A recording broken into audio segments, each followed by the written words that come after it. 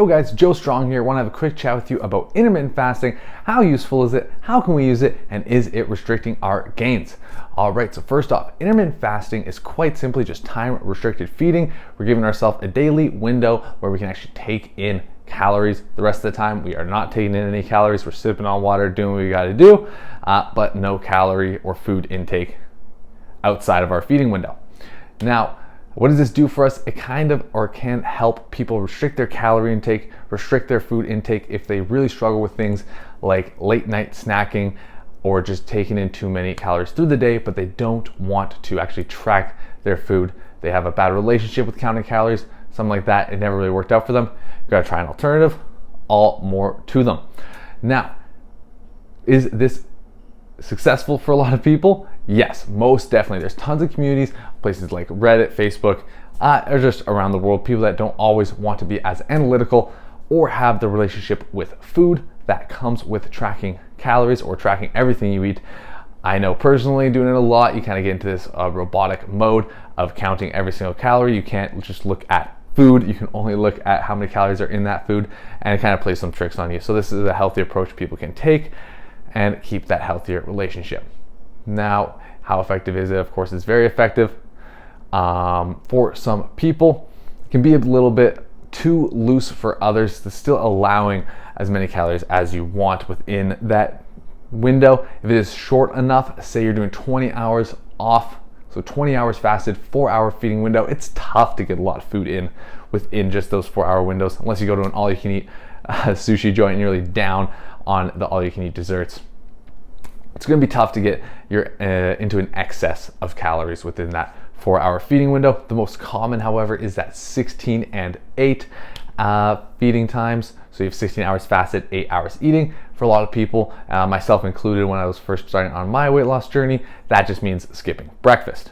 Now, how can we do this effectively? How can we do it to make sure it's not interfering with our workouts, interfering with any gains we may get from training and working our ass off in the gym? When it comes to intermittent fasting, it is crucial to make sure we're still getting in enough protein in our diet.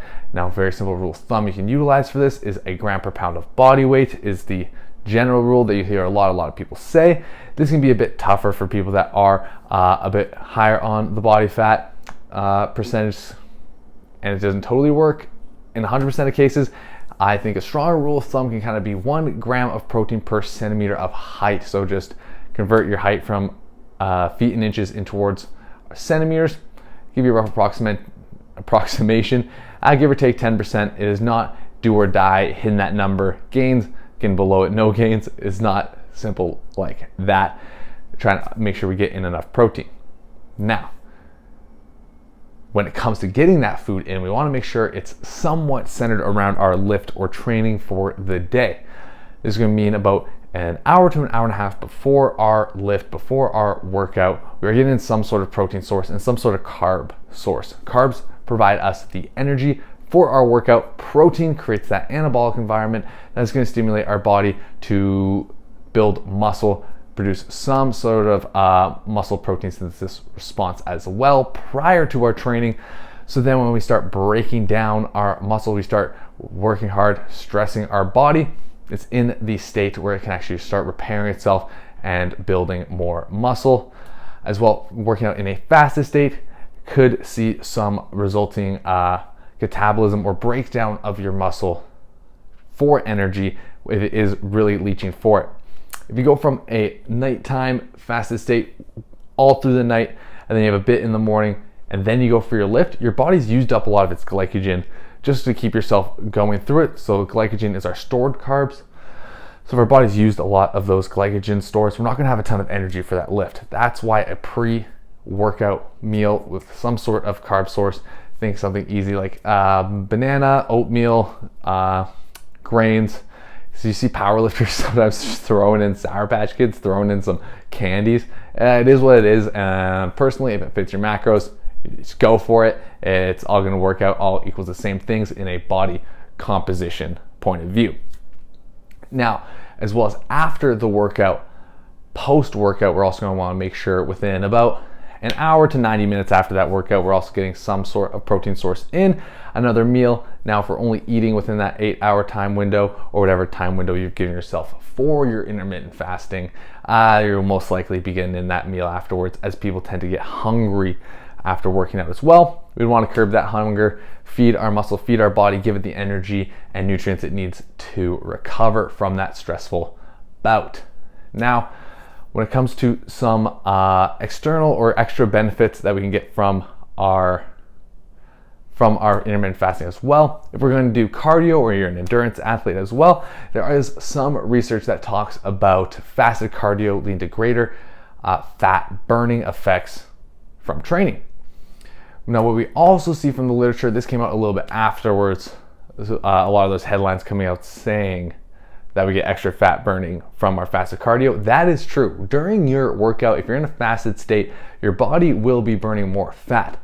Now, our bodies are super smart, super locked in. They do not want to change.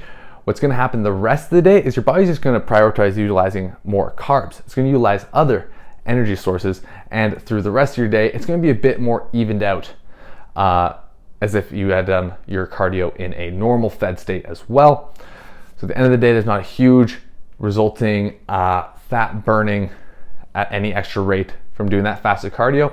However, this may be a great way to train your body in utilizing fat for energy for things like cardio. So if you're a long-term endurance athlete or long-range endurance athlete, being able to effectively use fat for energy has a ton of extra benefits.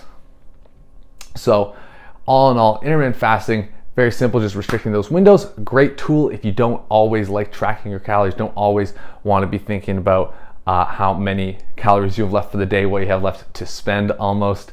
When it comes to optimizing it, just make sure we get that pre and post workout meal with some protein, some quick carbs, maybe some fruit and veggies in there as well, just balance everything out.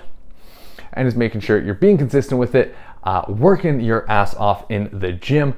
If you guys have any other tips and tricks, or if you personally intermittent fast, I'd love to hear about it. Just leave it down in those comment sections below. If you have any questions at all, you can also shoot them down there. All right, team, hope you have a great rest of your day. Bye-bye.